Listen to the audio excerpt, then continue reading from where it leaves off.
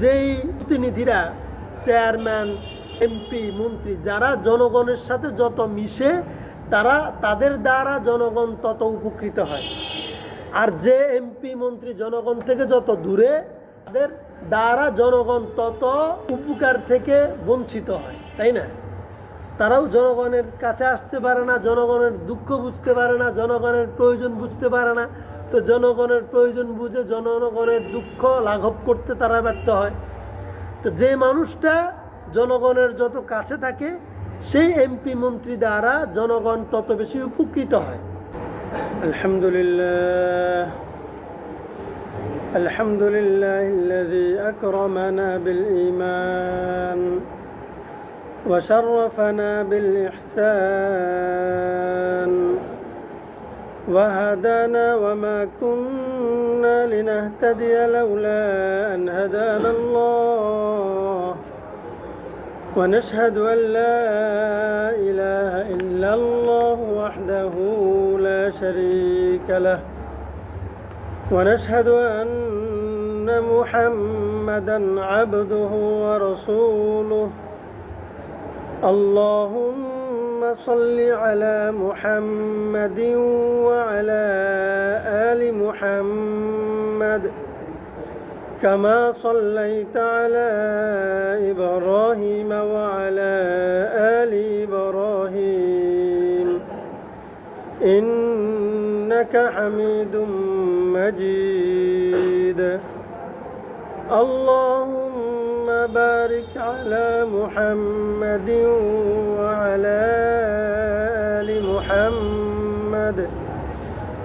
كما باركت على إبراهيم وعلى آل إبراهيم إنك حميد مجيد أما بعد فأعوذ بالله من الشيطان الرجيم بسم الله الرحمن الرحيم ألف لام را تلك آيات الكتاب الحكيم أكان للناس عجبا أن أوحينا إلى رجل منهم أن أنذر الناس وبشر الذين آمنوا أن لهم قدم صدق عند ربهم قال الكافرون إن هذا لساحر مبين آمنت بالله صدق الله مولانا العظيم سبحانك لا علم لنا إلا ما علمتنا إنك أنت العليم الحكيم رب زدني علما رب اشرح لي صدري ويسر لي أمري واحلل عقدة من لساني يفقه قولي رب يسر ولا تعسر وتمم علينا بالخير আলহামদুলিল্লাহ, আজকে মাহে রমাদানের তৃতীয় দিন। আমরা 2026 সালের রমাদানের ধারাবাহিক তাফসীর শুরু করছি। আল্লাহ চাহে তো 20 রমাদান পর্যন্ত আমরা এই ধারাবাহিক তাফসীর চালাবো। 20 রমাদানের পরে আমরা আবার ঈদের পরের জন্য আমরা স্থগিত করব। ঈদ উপলক্ষে আমাদের ধারাবাহিক তাফসীর কিছুদিনের জন্য স্থগিত থাকবে। ঈদের পরে আবার আমরা আমাদের সময় মতো প্রতি সোমবারে যে আলোচনা হয় এশার পরে আবার আমরা সেটা শুরু করব ইনশাআল্লাহ। সূরাতুত তাওবা আমরা শেষ করেছি। সূরা ইউনুস থেকে আমরা আজকে শুরু করব ইনশাআল্লাহ তাআলা। প্রথম কিছু কথা আমরা বুঝার জন্য আলোচনা করি। এই ধারাবাহিক তাফসীরে আমরা যারা বসছি, যাদের উপস্থিতির কারণে এই তাফসীরটা চলমান আছে, যেমন ইমাম সাহেব এলান করে সহযোগিতা করা, মুয়াজ্জিন সাহেব এগুলো সব কিছু সেট আপ করে সহযোগিতা করা, এরপরে আমরা সবাই একসাথে বসে আলোচক শ্রোতা মিলে এই তাফসীরের ধারাবাহিকতা বজায় রাখা, সব কিছু সাথে যারা সম্পৃক্ত আছি, আমরা যদি আল্লাহর পক্ষ থেকে যদি হায়াত নাও পাই তাফসির শেষ করা পর্যন্ত, কিন্তু এতটুকু আমরা ইয়াকিন করতে পারি, আল্লাহ যদি আমাদের এই উপস্থিতির উসিলায় এই তাফসির জারি রাখে, আমাদের মৃত্যুর পরেও যদি জারি থাকে, তাহলে যতদিন জারি থাকবে প্রত্যেকটা দিনের আলোচনার সওয়াব আমার কবরেও পৌঁছবে। কেন? আমিও এই তাফসির জারি রাখার পেছনে অংশীদার। আল্লাহ পাক রব্বুল আলামিন গানি, অমুখাপেক্ষী, অভাবহীন। যখন যতটুকু দরকার তার কাছে ততটুকুই থাকে, কম থাকে না। এমন নয় যে বাজেট হয়েছে, প্রথম যারা আছে তাদেরকে দিলে পরবর্তীদেরকে দেওয়ার ক্ষেত্রে টান পড়ে যাবে। আল্লাহ এমন নয়। আল্লাহর কুদরত এবং শক্তির উদাহরণ আল্লাহ আমাদের জন্য রেখেছেন শুধুমাত্র এক কাঠি আগুনের মধ্যে। এই উদাহরণ আমি আগেও দিয়েছি। একটা কাঠি থেকে যদি আমি আগুন জ্বালাই, এই আগুন থেকে আমি যতজনকেই বিলি করি, যত জায়গায় আগুন লাগাই, আমার প্রথম জায়গা থেকে কাঠি থেকে আগুন কমবে না। আমি যদি 100 নয় সারা পৃথিবীকে জ্বালিয়ে দিতেও চাই, শুধু একটা ম্যাচের কাঠি দিয়েও আমি সারা পৃথিবীকে জ্বালিয়ে দিতে পারবো। কেউ যদি বলে যে এত ছোট্ট কাঠি দিয়ে তুমি জ্বালাতে চাও পৃথিবীকে, কিভাবে সম্ভব? বোকা নাকি? কিন্তু আল্লাহর কুদরত, আল্লাহর এই সৃষ্টির মধ্যে এমন শক্তি আল্লাহ রেখেছেন যে একটা ছোট্ট কাঠি, এই কাঠিটার আবিষ্কার করেছেন আল্লাহর বান্দারা, আল্লাহর সৃষ্টি। কিন্তু এই কাঠির ভিতরে, বারুদের ভিতরে যে আগুনটা, এই আগুনটা আল্লাহর সরাসরি সৃষ্টি। এই আগুনের মধ্যে আল্লাহ এমন শক্তি দিয়েছেন, যত জ্বালাতে পারেন, জ্বালানো যায় জ্বালাতে পারবেন, কিন্তু আপনার প্রথম আগুন কমবে না। এটা হচ্ছে আগুনের বৈশিষ্ট্য। যদি আল্লাহর সৃষ্টি একটু আগুনের এত শক্তি থাকে, এত ক্ষমতা থাকে, এত ব্যাপ্তি থাকে, আমরা সাধারণভাবে বুঝতে পারি যদি কিছু কমাই ফেলি, খরচ করলে তো কমে যায়, আমরা এটা বুঝি, তাই না? খরচ করলে কমে, কিন্তু আগুন খরচ করলে বাড়ে। তো এই আগুন যদি খরচে না কমে, তাহলে আল্লাহর অন্যান্য কুদরত, আল্লাহর অন্যান্য সৃষ্টি, আল্লাহর অন্যান্য অবদান, আল্লাহর দান, আল্লাহ আমাকে নেকি দিবেন, আল্লাহ আমাকে জান্নাত আমার জন্য বরাদ্দ করবেন, 10 দুনিয়া পরিমাণ একটা জান্নাত আমার মতো একজন মানুষের জন্য শুধু 10 দুনিয়া পরিমাণ বরাদ্দ করবেন, এরপরে আল্লাহ কোথায় পাবে আরেকটা জান্নাত? এই চিন্তা আসাটাও তো আমাদের জন্য বোকামি, তাই না? তো আমাদের সামনে উদাহরণ আছে। এই জন্য যে এই আলোচনার সূচনা করেছেন আমার আব্বাজান মরহুম মাওলানা হারুনুর রশিদ রহমতুল্লাহ আলাই। আজকে তিনি দুনিয়াতে নাই, তিনি কবরে। এই যে এই আলোচনা এখন জারি আছে, এতটুকু বিশ্বাস করা যায় যে আমার আব্বাজান মরহুম রহমতুল্লাহ আলাইর কবরেও সওয়াবটা যাচ্ছে। এবং এখানে যখন আমার আব্বাজান আলোচনা করতেন, এরকম অনেক মুরব্বী ছিলেন, তাদের মধ্যে এমন অনেকে আছেন যারা দুনিয়াতে নাই। যেহেতু তারা এই আয়োজনটাকে জিইয়ে রেখেছিলেন, ধরে রেখেছিলেন, তারা শ্রোতা হয়ে এটাকে টিকিয়ে রাখার ব্যাপারে সহযোগী ছিলেন, সুতরাং তাদের কবরেও এই সওয়াবটা পৌঁছবে। কোনো একদিন আমিও থাকবো না, আমাদের মাঝে যারা আছে তারাও থাকবে না, কিন্তু এই আয়োজন যদি চালু থাকে, ইনশাআল্লাহ আমার কবরে এই সওয়াবটা পৌঁছবে সহযোগী হিসেবে। এজন্য এটা চালু রাখার জন্য আমরা আমাদের জায়গা থেকে সর্বাত্মক চেষ্টা করব ইনশাআল্লাহ। আজকে রমাদানের 3য় দিন। দেখেন, রমাদান আসছে 3 দিন শেষ, প্রায় 2.5 দিন শেষ। আমরা দেখতে দেখতে রমাদান বুঝতে বুঝতে আমাদের রমজানও শেষ হয়ে যাবে। তো আমরা কখন খেয়াল করব, কখন রমাদানকে কাজে লাগাবো, কখন আখিরাতের প্রস্তুতি নেব। এই জন্য রমাদান এসে গেছে, প্রস্তুতি আর সময় নাই, এখন কাজ করার সময়। প্রস্তুতি আমরা শাবান মাসে নিয়েছিলাম, তাই না? আজকে সূরা ইউনুস থেকে আলোচনা করব। আল্লাহ তাআলা কোরআনের মধ্যে 114টা সূরা নাজিল করেছেন। কিছু সংখ্যায় বড়, পরিমাণে কিছু বড়, পরিমাণে কিছু ছোট, কিন্তু এই 114টা মোট সূরা। এই সূরাগুলোর মধ্যে 2টা ভাগে বিভক্ত, কিছু সূরা আছে আল্লাহ রাসূল সাল্লাল্লাহু আলাইহি সাল্লাম যখন মক্কায় ছিলেন তখনকার নাজিলকৃত সূরা। আবার কিছু সূরা আছে আল্লাহ রাসূল সাল্লাল্লাহু আলাইহি সাল্লাম যখন মক্কা থেকে মদিনায় হিজরত করেছেন। তো এইটা বোঝার জন্য সূরার নামের সাথে একটা ইঙ্গিত লাগানো, বিশেষণ লাগানো হয়। সূরার নামের পরে হয় মাক্কিয়া না হয় মাদানিয়া। যদি কোনো সূরার সাথে মাক্কিয়া শব্দটা সম্পৃক্ততা উল্লেখ থাকে তাহলে এটার অর্থ উদ্দেশ্য হইল এই সূরাটা হিজরতের আগে নাজিল হয়েছে, অর্থাৎ ইসলামের প্রথম দিকে নাজিল হয়েছে। আবার যখন কোনো একটা সূরার মধ্যে মাদানিয়া শব্দ উল্লেখ থাকে তখন এই কথাটার অর্থ হয় এই সূরাটা ইসলামের শেষের অংশে নাজিল হয়েছে, অর্থাৎ রাসূল সাল্লাল্লাহু আলাইহি সাল্লাম হিজরত করার পরে নাজিল হয়েছে। 2 নাম্বার, এই সূরার মধ্যে এক একটা নাম আছে। নামটা নেওয়া হয় সূরার ভিতর থেকে কোনো একটা বিশেষ ঘটনা অথবা কোনো একটা বিশেষ বর্ণনাকে গুরুত্ব দিয়ে এটাকে উল্লেখযোগ্য করে আল্লাহ তাআলা ভিতরের ওই শব্দটাকে এনে সূরার সাথে সূরার নামকরণ করেন ওই বিশেষত্বের জায়গা থেকে। তো এই সূরাটার আগের সূরা ছিল সূরাতুত তাওবা। এই সূরাতুত তাওবার বিশেষত্ব কি ছিল?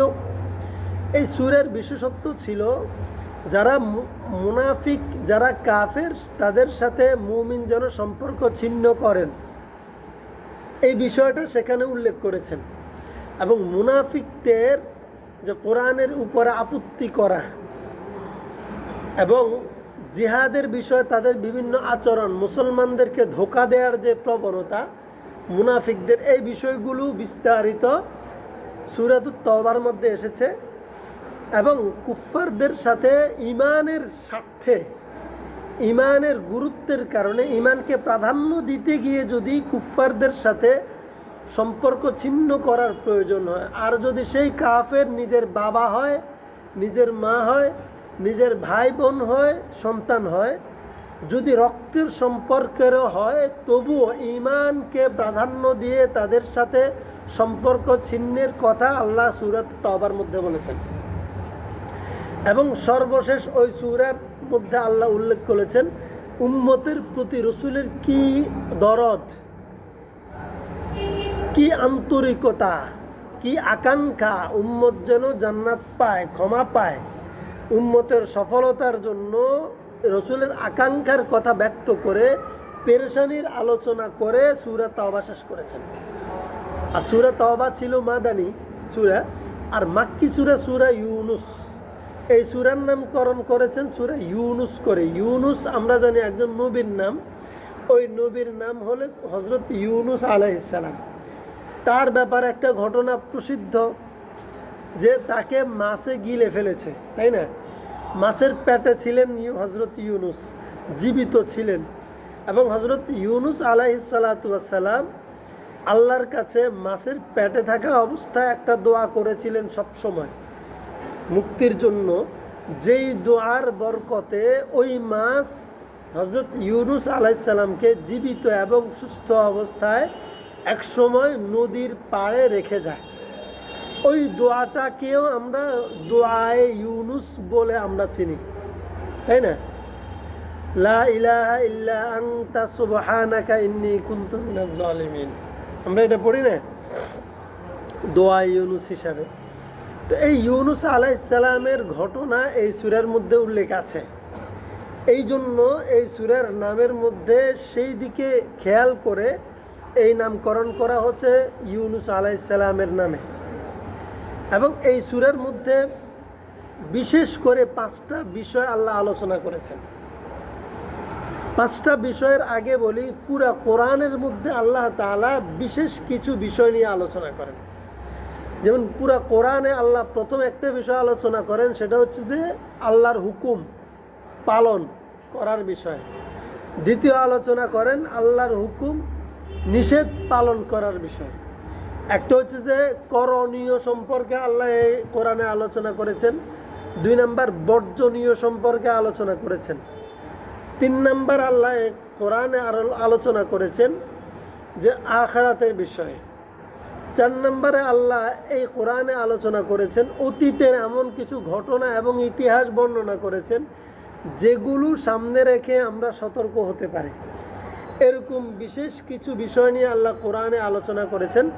আর এই সূরা ইউনূসের মধ্যে 5টা বিষয় মৌলিকভাবে আলোচনা করেছেন। 5টা বিষয়, তার মধ্যে 1 নম্বর একত্ববাদ। আমাদের ঈমানের মূল ভিত্তি আল্লাহর একত্ববাদের উপর বিশ্বাস করা। ঈমানের মূল ভিত্তি কেন এটা একত্ববাদ নিয়ে শুরু করেছেন? কারণ এর আগে আল্লাহ তাআলা মুনাফিকদের আলোচনা করেছেন। তাহলে আমরা মুনাফিকদেরকে বাঁচতে হবে, নিজেকে ঈমানের উপর উঠাইতে হবে না?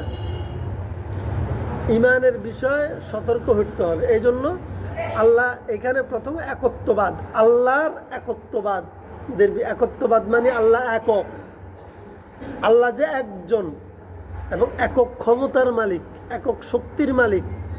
আল্লাহকে এক মেনে একান্তভাবে এককভাবে তাকে মানা ছাড়া বান্দার উপায় নেই।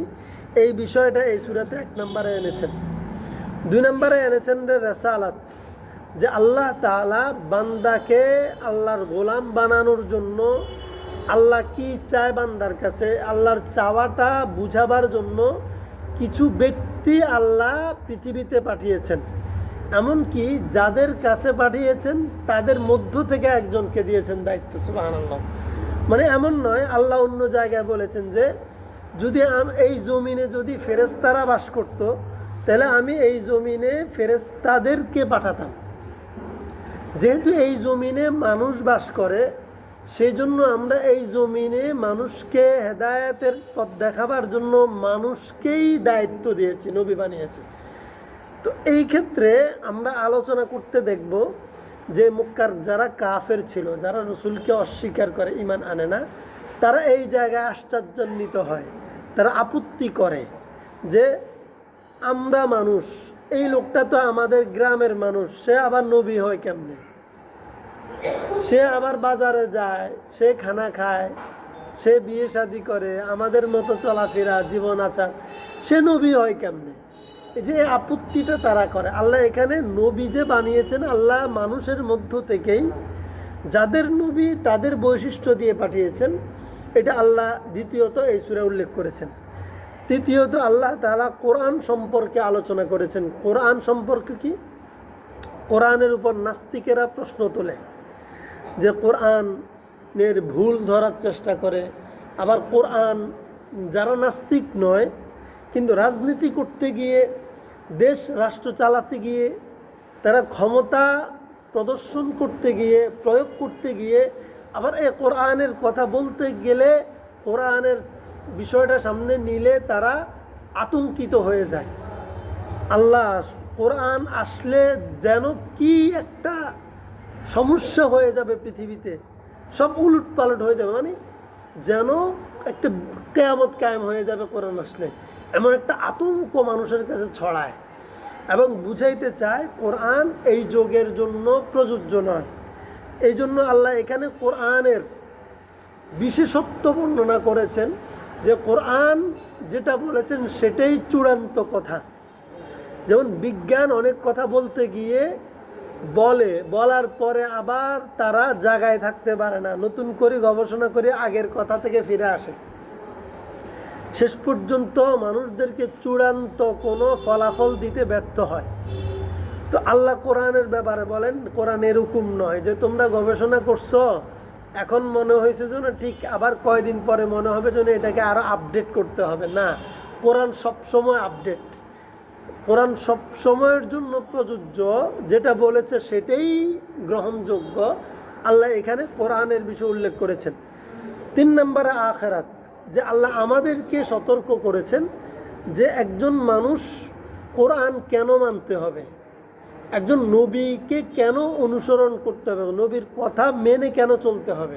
কারণ আখিরাতের বিষয় এনে আল্লাহ যেন সতর্ক করছেন, দেখো তুমি যদি রসুলকে মেনে কোরআন মতো না চলো, তুমি যদি আল্লাহর একত্ববাদের উপর ঈমান না আনো, তাহলে এমন একটা জীবন তোমার সামনে অপেক্ষা করছে যেই জীবনে পৃথিবীর কোনো শক্তিই থাকবে না, সব কিছু ভ্যানিশ হয়ে যাবে।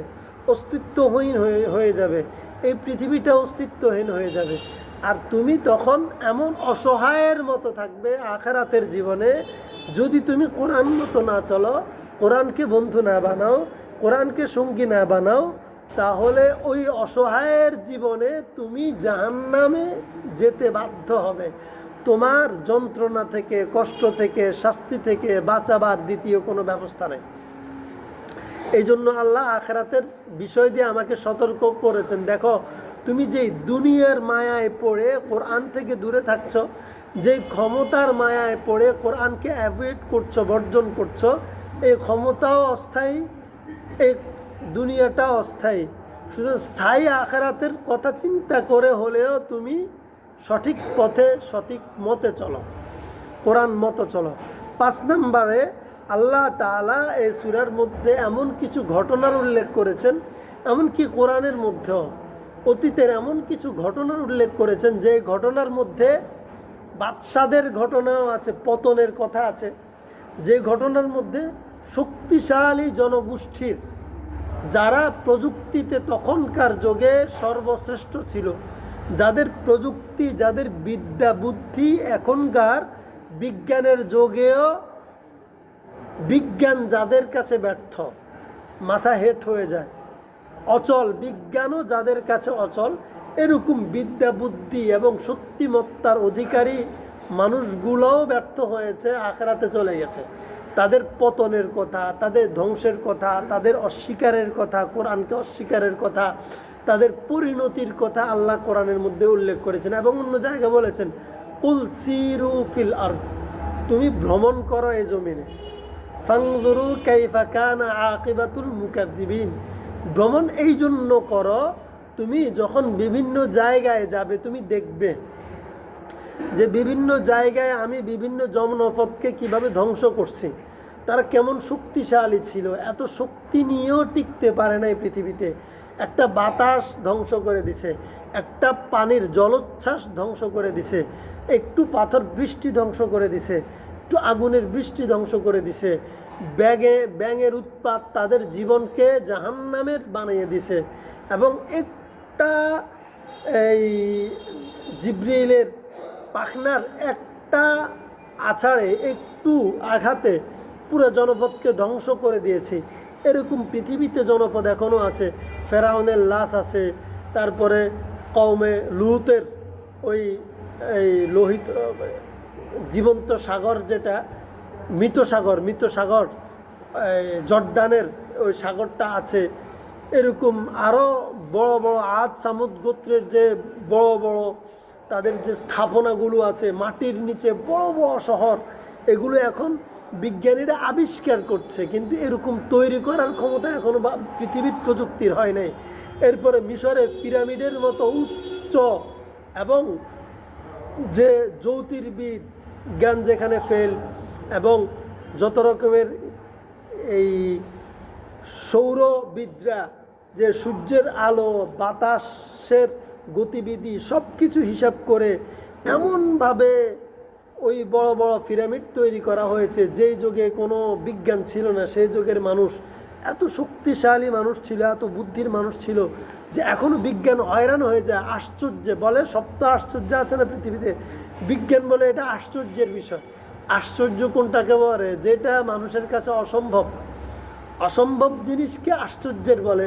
পৃথিবীতে এখনও বিজ্ঞান আধুনিক প্রযুক্তি ব্যবহার করেও ওই প্রযুক্তির কাছে, অতীতের প্রযুক্তির কাছে, অতীতের ইতিহাসের কাছে, অতীত জাতির কাছে যে ব্যর্থ হয়ে তারা সপ্ত আশ্চর্যের নামে 7টা স্থাপনা অথবা কীর্তিকে তারা এখনও পৃথিবীতে রেখেছে, মানুষকে দেখাচ্ছে যে দেখো এটা কিভাবে সম্ভব। তো এত শক্তিশালী জনপদগুলো ধ্বংস হয়েছে যে আল্লাহ বলেছেন যে তোমরা যাও এগুলো দেখো আর আল্লাহর কথা স্মরণ করো, যে তারাও টিকে নাই, তুমি কেমনে টিকবা? তুমি কি তাদের মতো শক্তির মালিক হইতে পারছো? তো আল্লাহ তাআলা এই 5টা জিনিস এই সূরায় আলোচনা করেছেন। তো আমরা ইনশাআল্লাহ একটু একটু করে যখন আলোচনা শুনব, আমরা দেখব আমরা কোরআনের কত কাছে আমরা যেতে পারি, এবং কোরআনের কত কাছে আমরা কোরআন অনুধাবন করব এবং নিজের তৃপ্ত হব আল্লাহ আমাকে কি বলছে এটা জানবো, এই জন্য এই আলোচনাটা, এই আয়োজনটাতে আমরা বসবো ইনশাআল্লাহ। এখন সূরা ইউনুস 11 নম্বর পারার মধ্যে আল্লাহ তাআলা এই সূরা ইউনুসের মধ্যে উল্লেখ করছেন, বিসমিল্লাহির রহমানির রহিম, আলিফ লাম র। প্রথমে যে কোড ব্যবহার করেছেন আলিফ লাম র, এটা একটা কোড, আল্লাহর কোড। এই কোড আল্লাহ নবীকেও দেন নাই, সুবহানাল্লাহ। কোরআনের এই কোড আল্লাহ কাকে দেন নাই? নবীকেও দেন নাই। যেমন কোরআনের শুরুতে আলিফ লাম মিম, এরপরে আলিফ লাম র, আলিফ লাম মিম সাদ, হামিম, ইয়াসিন, তাহা, নুন, কফ, কাফ, হা, ইয়া, আইন, সাদ। এই যে এগুলোকে বলা হয় হুরুফে মুকাত্তাআত। এগুলো হরফ হিসেবে আমাদের কাছে পরিচিত, কিন্তু এটার গভীর তাৎপর্য আল্লাহ ছাড়া কেউ জানে না, সুবহানাল্লাহ। শুধুমাত্র আল্লাহ জানেন। এখানে একটা মাসআলা বলা জরুরি, সেটা হচ্ছে যে অনেকে আমাদেরকে বলতে চায় যে যদি তুমি কোরআনের অর্থ না বুঝো তাইলে কোরআন পড়ে লাভ নাই। এবং যারা হাফেজ হচ্ছে তাদের ব্যাপারে অনেকে বলে, এই যে ছোট ছোট বাচ্চাগুলো হাফেজ হইল, পুরো কোরআন মুখস্থ পারলো কিন্তু অর্থ জানলো না, কী লাভ হইল? যে মানে এমনভাবে বলে যেন অন্য প্রজন্ম কোরআন মুখস্থ করা, কোরআন না বুঝলেও কোরআন তেলাওয়াত করা থেকে বিরত থাকে, নিরুৎসাহিত হয়। এই জন্য এক শ্রেণীর মানুষ এ জাতীয় কথা বলে। তারা বুঝে বলে নাকি না বুঝে বলে সেটাও বুঝি না। তবে যেই কথাগুলো শয়তানের বলার কথা, যেই কথাগুলো ইসলামের দুশ্মনদের বলার কথা, ওই কথাগুলো কিছু আলেম, কিছু ধার্মিক শ্রেণী, কিছু ইসলামের দোহাই দিয়ে বলতেছে এ জাতীয় কথা। আপনারাও শুনছেন যে কোরআন পড়ে লাভ কি যদি না বুঝো। একটা হচ্ছে কোরআন বুঝার গুরুত্ব, আরেকটা হচ্ছে কোরআন না বুঝে পড়ার গুরুত্ব। এখন একজন মানুষ না বুঝে পড়লে লাভ আছে কিনা, প্রথমে এই বিষয়টা স্বীকার করা। যখন বলবে যে কোরআন না বুঝে পড়লেও লাভ আছে, তখন সে বুঝার চেষ্টা করবে, কিন্তু বুঝার আগেও কোরআন পড়বে, তাই না? কারণ লাভ তো আছে, বুঝলে লাভ আরও বেশি। সে তখন আরও বেশির জন্য যতদিন সে বুঝবে না ততদিন শুধু তেলাওয়াত করবে, বুঝার পরে আরও বুঝার বিষয়ে আলোচনা করবে, চেষ্টা করবে, তেলাওয়াতও জারি রাখবে। এখন যদি কোরআন প্রত্যেকটা পুরাটা আমাদেরকে কেউ বুঝাইতে চায়, আল্লাহ যেন তাদের জন্যও এখানে কোড ব্যবহার করে তাদেরকে বুঝাচ্ছেন, দেখো তোমরা যে বলো কোরআন সব বুঝার জন্য, সবার জন্য বুঝা জরুরি, তাইলে আলিফ লাম মিম এটাও তো বুঝা সবার জন্য জরুরি, আলিফ লাম র এটাও তো বুঝা সবার জন্য জরুরি। তাহলে তুমি দেখো তোমার বিজ্ঞান, তোমার জ্ঞান, তোমার আলোচনা, তোমার প্রযুক্তি, তোমার বুদ্ধিজীবী সবাই নিয়ে বসে কোরআনের এই আলিফ লাম রটা কাউরে বুঝাই দিতে পারো কিনা, তুমি নিয়ে বুঝতে পারো কিনা। যদি তুমি বুঝতেই না পারো তাহলে আরেকজনকে শুধু কোরআন না বুঝে পড়ার ব্যাপারে নিরুৎসাহিত কেন করো? এরপরে রাসূল কারীম সাল্লাল্লাহু আলাইহি ওয়াসাল্লাম বলেন, মান ক্বারাআ হারফাম মিন কিতাবিল্লাহি ফালাহু বিহি হাসানা। যেই ব্যক্তি কোরআনের একটা হরফ তিলাওয়াত করবে তাকে আল্লাহ একটা হাসানা দিবে, কল্যাণ দিবে, নেকি দিবে। ওয়াল হাসানাতু বিআশরি আমসালিহা, এবং প্রত্যেকটা নেকি আল্লাহর কাছে 10 গুণ হিসাবে উপস্থাপন হবে, সুবহানাল্লাহ। মানে আল্লাহ এক নেকিরে কমপক্ষে 10 নেকি বানিয়ে দিবেন প্রতিটা মানুষের জন্য। এবং এরপর রাসূল সাল্লাল্লাহু আলাইহি ওয়াসাল্লাম উদাহরণ দেন যে লা আকুলু আলিফ লাম মিম হারফুন, যে তোমরা কেউ হয়তো বলতে পারো আলিফ লাম মিম এটা একটা হরফ একসাথে, যেহেতু আল্লাহ বলে না আমি বলছি না যে আলিফ লাম মিম একটা হরফ। রাসূল বলে যে বাল আলিফুন হারফুন, বরঞ্চ এখানে আলিফ লাম মিম একসাথে লেখার পরও আলিফ একটা হরফ, লাম একটা হরফ, মিম একটা হরফ। যেমন আজকে আমরা পড়েছি আলিফ লাম র, এখানে 3টা হরফ, একটা আলিফ, একটা লাম, একটা র। আপনি এখানে দাঁড়াইলে ভাইয়া আপনার নামাজের ডিস্টার্ব হবে, কারণ আমরা এখানে কথা বলছি। তো এই যে 3টা অক্ষর, এখন রসুল কি বলে, এই 3টা অক্ষরের অর্থ আল্লাহ রসুলকেও জানান নাই, কিন্তু আল্লাহ এই 3টা অক্ষর দিয়ে উদাহরণ দিয়ে বলেন, এই 3টা অক্ষরও যদি তুমি পড়ো তাইলে তুমি কমপক্ষে 30টা সওয়াব পাবে। সুবহানাল্লাহ। তাহলে যারা বলে দেখি না বুঝে পড়ে লাভ নাই, তাদের কথা এখানে রসুল নিজেই জবাব দিয়ে দিচ্ছেন যে আয়াত কারো দ্বারা বোঝা সম্ভব নয়, এমনকি রসুল দ্বারাও বোঝার সম্ভব ছিল না। রসুল নিজেও যে আয়াতের অর্থ জানতেন না, সে আয়াত দিয়ে রসুল উদাহরণ দেন যে এই আয়াত পড়লেও তোমার সওয়াব হবে। তাইলে আমরা যারা কোরআন পুরাটা বুঝি না, আমরা শুধু কোরআন তিলাওয়াত করলে লাভ আসেনি, সওয়াব আসেনি? আছে। সুবহানাল্লাহ। আলিফ লাম মিম। তো এইটা আল্লাহ কোড হিসেবে ব্যবহার করছেন, কেন ব্যবহার করছেন আল্লাহই ভালো জানেন। আল্লাহু আলাম বিমুরাদিহি।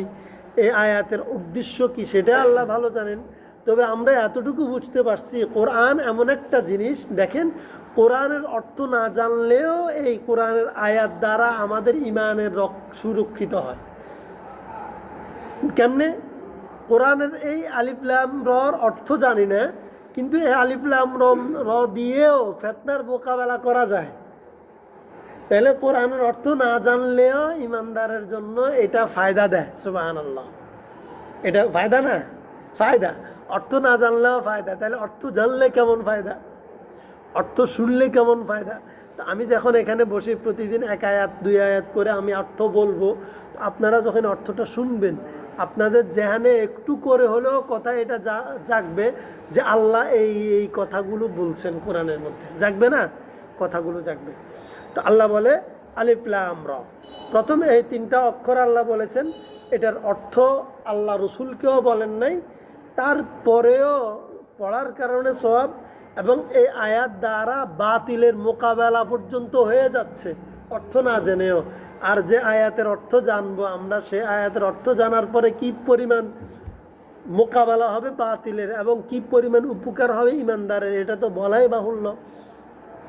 তিলকা আয়াতুল কিতাবিল হাকিম।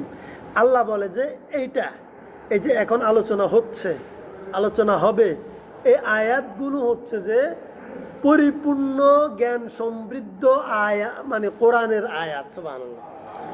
পরিপূর্ণ জ্ঞান সমৃদ্ধ কোরআনের আয়াত হচ্ছে যে এটা, মানে আমরা যেটা আলোচনা করব, যেগুলো তেলাওয়াত করব, এই কিতাবের মধ্যে যা আলোচনা আছে এই আলোচনাগুলো হচ্ছে পরিপূর্ণ কথা। এই কথার মধ্যে কোনো ফাঁক নাই, কোনো দুর্বলতা নাই, কোনো পরিবর্তনের সুযোগ নাই। কিতাবিল হাকিম, মহাপ্রজ্ঞার অধিকারী কিতাব, মানে যেই কিতাব চূড়ান্ত কথা বলে, যেই কিতাবের কথাই শেষ কথা, যেই কিতাবের কথাই চূড়ান্ত সফলতার কথা, যেই কিতাবের মধ্যে কোনো ভুলের সম্ভাবনা নাই, লা রাইবা ফি, লা শাক্কা ফি। এই কিতাবের এই আয়াতগুলো হচ্ছে যে ওই কিতাবের আয়াত, যেই কিতাবের সন্দেহ নাই, যেই কিতাবের জ্ঞানের সাথে টক্কর দেওয়ার মতো জ্ঞান পৃথিবীতে দ্বিতীয়টি নেই। সুবহানাল্লাহ।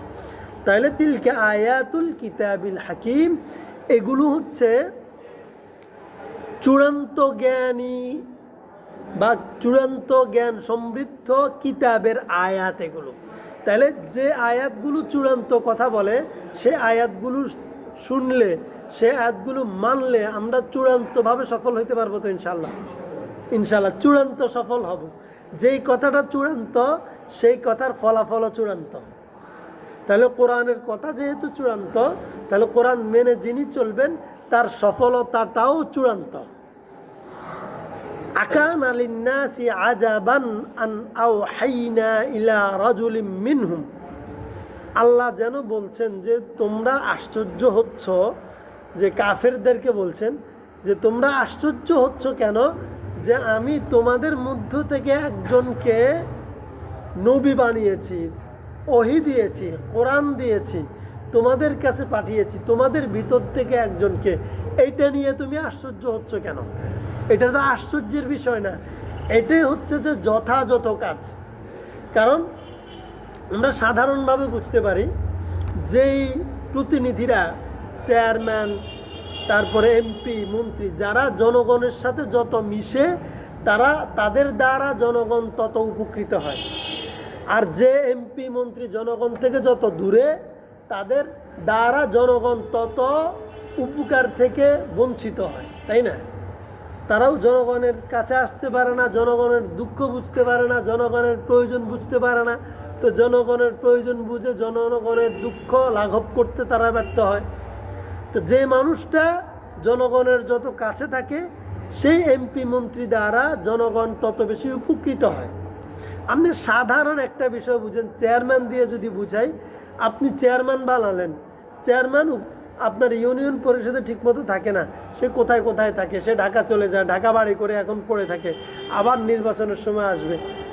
আপনি ইউনিয়ন পরিষদে গেলে একটা সিগনেচারের জন্য খুঁজতে হয়, পান না, চেয়ারম্যানকে পান না। এরপরে তার প্রতিনিধি হিসাবে আরেকজন প্যানেল চেয়ারম্যানকে বানায় রাখে, সেও যখন থাকে না, জনগণের কাছে যে নাই, জনগণ তার থেকে উপকারে নিতে, একটা চেয়ারম্যান উপকার দিতে পারে না জনগণকে জনগণের কাছে না থাকলে। তাহলে একজন নবী যদি জনগণের কাছে না থাকে, জনগণের ভিতর থেকে উঠে না আসে, জনগণের দুঃখ সে বুঝবে কিভাবে, জনগণের প্রয়োজন বুঝবে কিভাবে? তাহলে এই জন্য আল্লাহ বলেন যে আমি তোমাদের ভিতর থেকে তোমাদের মধ্যে একজনকে নবী বানিয়েছি। সুবহানাল্লাহ। কেন? যেন তারা তোমাদের মনের কথা বুঝতে পারে এবং তোমরা তার ভাষা বুঝতে পারো, দুইজন দুইজনের সাথে কোঅপারেট যেন করতে পারো। এই জন্য আমি নবী পাঠিয়েছি তোমাদের মধ্য থেকে। এটা নিয়ে আশ্চর্য হওয়ার কিছু নেই। আনজিরিন নাস, কেন নবী বানিয়েছি? যেন তারা, এই নবী তোমাদেরকে সতর্ক করে। কিসের থেকে সতর্ক? জাহান্নাম থেকে সতর্ক করে, গুনাহ থেকে সতর্ক করে, আল্লাহর একত্ববাদের পথে যেন ডাকতে পারে। ওয়াবাশশিরিল্লাযীনা আমানু, এবং যেন তোমরা যারা ওই নবীর কথা মানবে, এই কিতাবের উপর ঈমান আনবে, তাদেরকে যেন এই নবী নিজে সুসংবাদ দিতে পারে। আন্না লাহুম কদামা সিদকিন ইনদা রাব্বিহিম। কিসের সুসংবাদ? যে দেখো, এই কোরআন, এই কিতাব, এই দ্বীন ও ইসলাম, এই বিধিবিধান যেই ব্যক্তি মানবে, যে ব্যক্তি পালন করবে, সেই ব্যক্তির জন্য আল্লাহর কাছে চূড়ান্ত সফলতা এবং মর্যাদার ব্যবস্থা রয়েছে। সুবহানাল্লাহ। কদামা সিদকিন ইনদা রাব্বিহিম, মানে আল্লাহর কাছে তার সম্মানের, মর্যাদার ব্যবস্থা রয়েছে, পদোন্নতির ব্যবস্থা রয়েছে। তাকে আল্লাহ তাআলা, যে যত বড় মুত্তাকি হবে, আল্লাহর কাছে আখিরাতে সে তত পদোন্নতি পাবে। সুবহানাল্লাহ। তাহলে এই ব্যবস্থা কার কাছে আছে? আল্লাহর কাছে রয়েছে, সুসংবাদ দিচ্ছে।